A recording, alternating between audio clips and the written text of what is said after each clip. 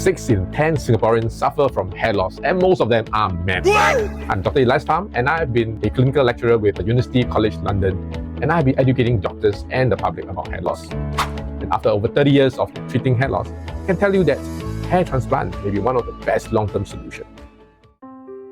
Well, hair transplant is basically hair redistribution. Basically, we harvest it from the area that is stronger, such as the occiput area, which is at the back, and to area that is weaker. And typically that will be over the front area. So before we consider hair transplant, there will be a consultation, pre-assessment. First, we will have to get a proper history to find out if there's any other cause for the hair loss. Same for the assessment, there will be a photo taking, especially using a microscope to analyze the hair, see if there's any issue with the scalp. Right? So once that has been done, and we can confirm what's the underlying cause. If it's a treatable cause, such as hypothyroidism or anemia, or even some other more rare condition like autoimmune condition, that has to be treated first. And if you can reverse the hair loss, the patient doesn't need the hair transplant at all. For most cases, for men especially, it's usually what we call androgenetic pattern baldness, and that may not be sufficiently treated with this medication. It can slow down or even reverse in some cases. For those where the hair has already been damaged permanently, hair transplant is required. And in those cases, then we will prepare them for hair transplant. Depending on the condition, there are various steps that may be needed. For example, medication to stop the hair loss, or even topical application.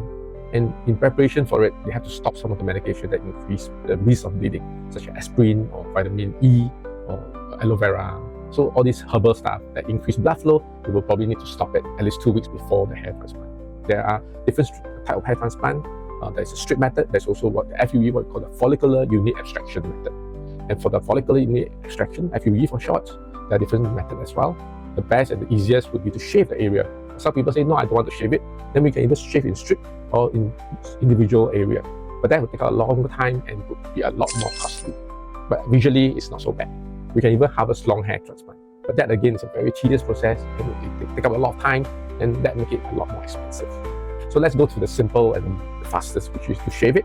So we shave the area that we find that is the best quality hair, typically over the occiput area. That said, in some cases, after we have done that, we may harvest also from other areas such as the beard. If they have good beard, the Indians, they may be able to do it, and typically Europeans will have good facial hair. We can actually harvest that, and sometimes even body hair. Of course, the quality is not as good and they will not grow as well. We have to assess to make sure that the quality is good, and we will harvest it. How do we harvest the hair? So what we are after, we are actually after the entire root, especially the stem cells that is at the base, not at the base, here, where very near to the, you can see that where the hair or the muscles is attached. Near to it, there's actually the stem cells. And these stem cells are what we're after. Because once we transplant this root, if the stem cells stick, you'll continue to reproduce the entire root. The hair will shut off after about 2 to 8 weeks, but the stem cells, once it's taken, you will continue to regrow hair, just like our normal hair. You'll continue to shed and reproduce the usual cycles that you will continue. Transplanted hairs has what we call donor dominance. In other words, you retain the original pattern, being resistant to DHT.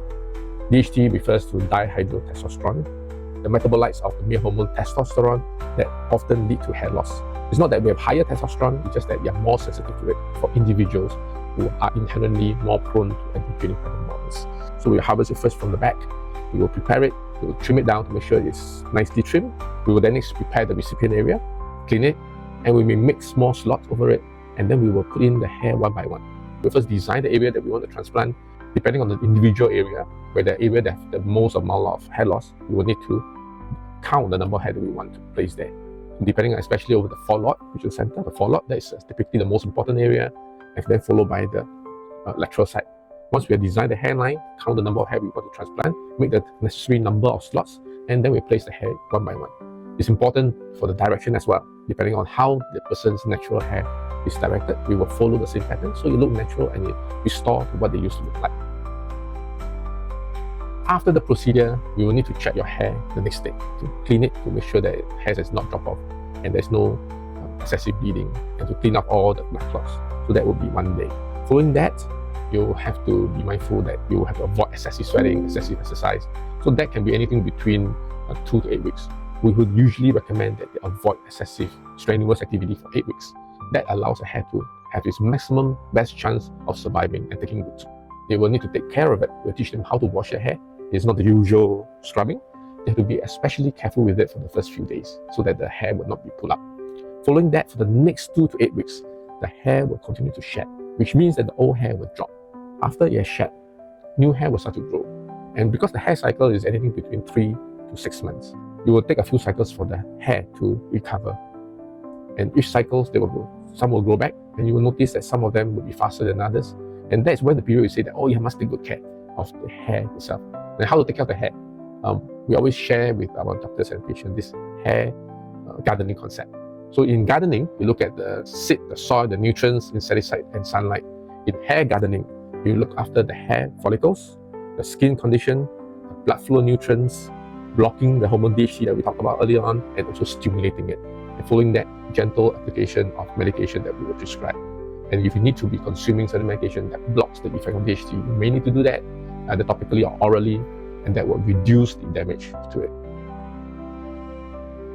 Oh yeah, there are many things you need to do. I say the hair gardening concept.